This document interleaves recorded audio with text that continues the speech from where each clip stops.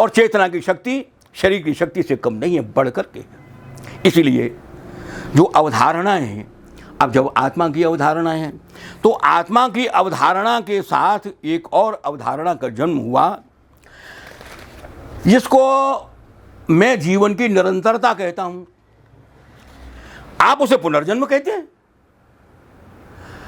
आप उसे पुनर्जन्म कहें और दूसरे लोग पुनर्जन्म कहें, मुझे अंतर नहीं पड़ता। मेरे सामने नीम का पेड़ खड़ा हुआ है।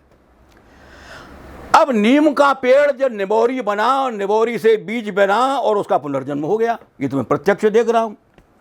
आजकल बरसात का मौसम चल रहा है, कितने ही नीम के पौधे जो है मुझे दिखाई देने लगे। ये क्या है? इसी नीम का पुनर्जन्म है,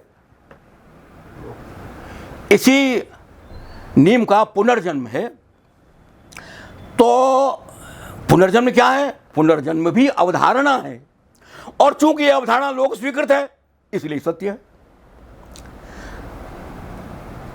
आप उसकी व्याख्या जीवन की निरंतरता के रूप में कर सकते हैं। जैसे पिता ही पुत्र के रूप में दूसरा जन्म लेता है, आत्मा वही जायते पुत्र, वो आत्मा स्वयं ही पुत्र के रूप में उसका नया एडिशन हो गया, उसका नया संस्करण हो गया, उसकी जीवन की निरंतरता हो गई। अब ये पुनर्जन्म हो गया, ये पुनर्जन्म ही तो है। तो अब ये पुनर्जन्म जो है, अब इस पुनर्जन्म को लेकर के चाहे वो बौद्ध साहित्य हो, चाहे भारतीय हिंदू धर्मशास्त्र की माइथोलॉजी हो, उसके लिए कितनी कितनी कथाएं हैं। और जो अमर कथा है वो तो बड़ी प्रसिद्ध है, जिसमें शिव जी के गले में जो मुंड वाला है उसके संबंध में पार्वती प्रश्न करती हैं और वो पार्वती जी से कहते हैं कि ये तुम्हारे ही जन्म जन्मांतर के सिर है। वो अमर कथा चलती है, वो पुनर्जन्म का सिद्धांत चलता है। तो पुनर्जन्म का, अब इसी पुनर्जन्म के सिद्धांत से जुड़ी हुई है 84 लाख योनि। अब 84 लाख योनि है, ये भी एक अवधारणा है। अवधारणा का माने आप ये मत मुझसे कहिएगा कि इसका प्रमाण दिखा दीजिएगा, कोई स्थूल भौतिक प्रमाण, इसलिए वो अवधारणा है, इसलिए हम अवधारणा कह रहे हैं। लेकिन साथ साथ ये भी मैं कह रहा हूं कि वो भौतिक सत्य से तनिक भी कम सत्य नहीं है, वो उतना ही बड़ा सत्य है जितना बड़ा कोई भौतिक सत्य होता है, क्योंकि वो लोक स्वीकृत है, लोक स्वीकृत है। तो उसमें लोक में इस प्रकार की विचारधाराएं हैं कि अब देखिए, ये लोक की करामात है, ये लोक की विशिष्टता है। अब शायद शास्त्र जो है वो शायद बाद में पहुंचता है वहाँ जहाँ लोक पहले पहुंच जाता है।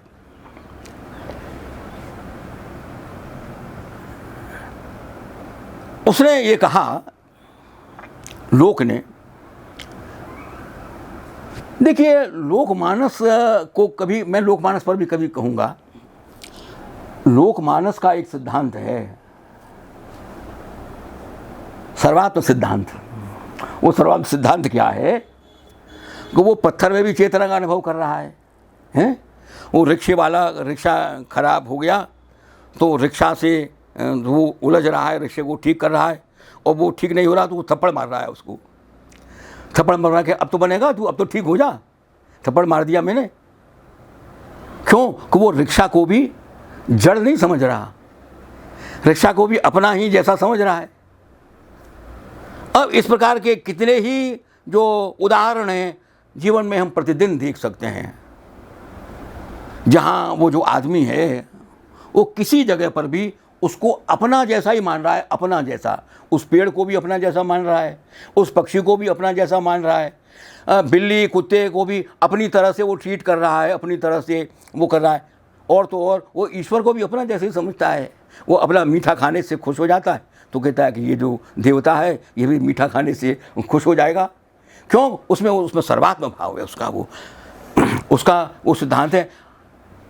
आप जैसो जग, ये कहावत है कि जैसा मैं हूँ वैसा ही जग है, जैसा मैं सोच रहा हूँ ऐसा ये भी सोच रहा होगा।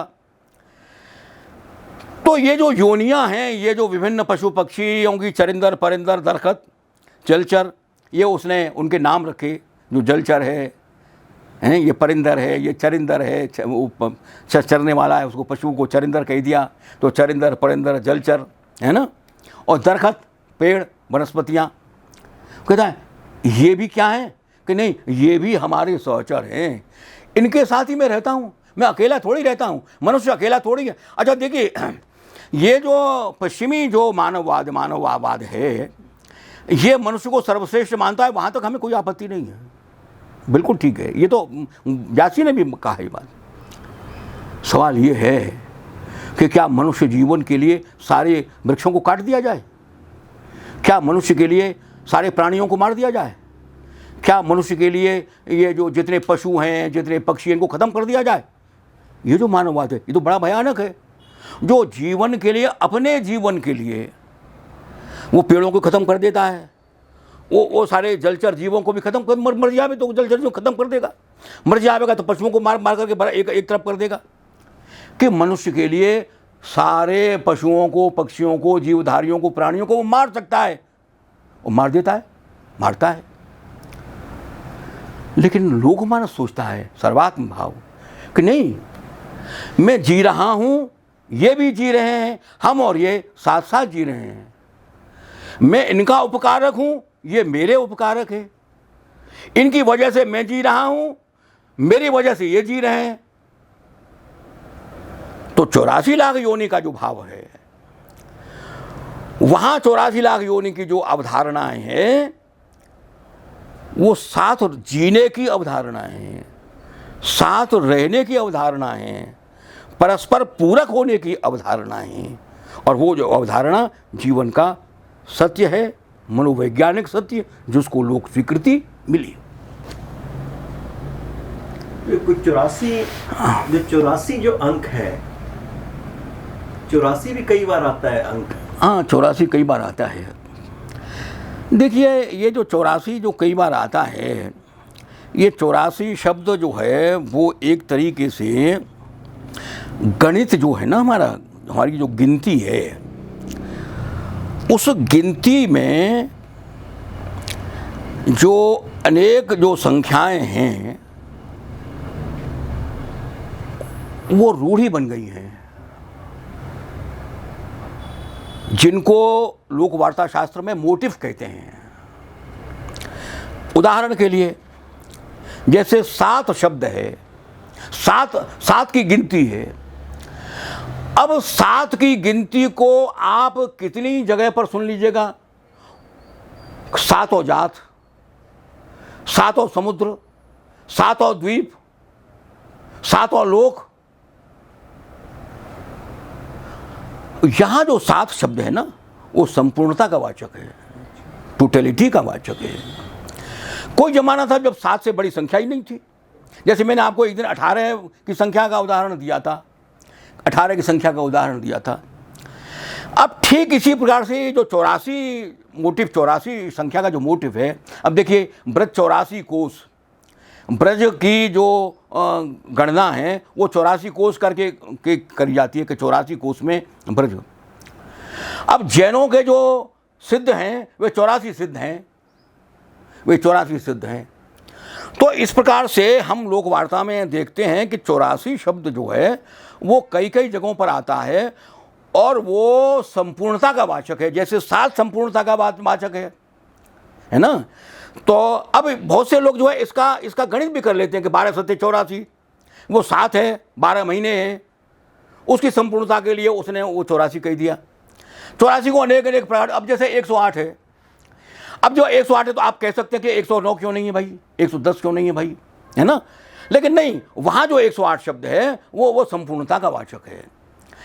तो व्याख्याएं कई प्रकार से आप की जा सकती हैं, करिए, ठीक है। अब जैसे सहस्त्र शब्द है, ललिता सहस्रनाम है, गोपाल सहस्रनाम है, विष्णु सहस्रनाम है, दूसरे जाने कितने सहस्रनाम है। क्या विष्णु के 1001 नाम नहीं है, 1002 नाम नहीं है, 1003 या 2000 नाम नहीं है, या 10,000 नाम नहीं हो सकते? नहीं, वहाँ जो सहस्त्र शब्द है वो संपूर्णता का वाचक है, टोटलिटी का वाचक है। तो इस प्रकार से ये जो संख्याएं हैं, ये संख्याएं इसलिए संख्या नहीं है कि वो गिनती की वे संख्याएं 1 2 3 4 5 6 7 8 ऐसे ऐसे नहीं है। वहाँ वो टोटलिटी की, वहाँ वो संपूर्णता की वाचक है। सातों जाति मतलब सारी जातियाँ, है ना। सातों समुद्र मतलब सारे समुद्र, सातों पर्वत माने सारे पर्वत। इसी प्रकार से 84 शब्द है कि 84 योनियाँ माने सारी योनियाँ। अब 84 लाख किसी ने गिनी हो एक एक करके, ऐसा 84 लाख की का तो कहीं कोई संदर्भ मिला नहीं है कि 84 लाख 1 2 3 4 करके ये गिनाई, भाई ये 1 लाख है, ये फिर 2 लाख हो गया, फिर 3 लाख हो गया, ऐसा करके तो कहीं गिना नहीं किसी ने गिना है, कहीं नहीं गिना है। लेकिन फिर भी 84 लाख, चूंकि वो लोक में एक मोटिव के रूप में चल रहा है, तो इसी प्रकार से जैसे 33 करोड़ देवता हैं, अब यहां भी संपूर्णता की बात है, क्योंकि करोड़ किसी ने गिने नहीं है, गिने किसी ने भी नहीं है ना। तो आज हम ये कह सकते हैं कि भारत में 140 करोड़ देवताएं हैं। चूंकि 140 करोड़ की आबादी है, 140 करोड़ जीवन परंपरा है, इसलिए 140 करोड़ जो है वो देवता हैं, हम ये कह सकते हैं। तो कि वे जो संख्याएं वो कहीं ना कहीं से आती हैं और वो मोटिव बन जाती हैं और वो अभिप्राय के रूप में चलती चली जाती हैं। तो 84 लाख की कोई गिनती करी हो किसी ने। अब यहाँ दत्तात्रेय ने 84 गुरु बनाए, अबे वो वहाँ तो इसकी कुछ की गिनती है, भागवत में है तो सही, कुछ की गिनती है, मैंने सारे की गिनती वहाँ भी नहीं। 84 करके ये नहीं बताया कि ये 84 अब हो गए, अब ये 83, अभी 84वां नंबर ये है या ऐसा तो किसी ने बताया नहीं है ना। तो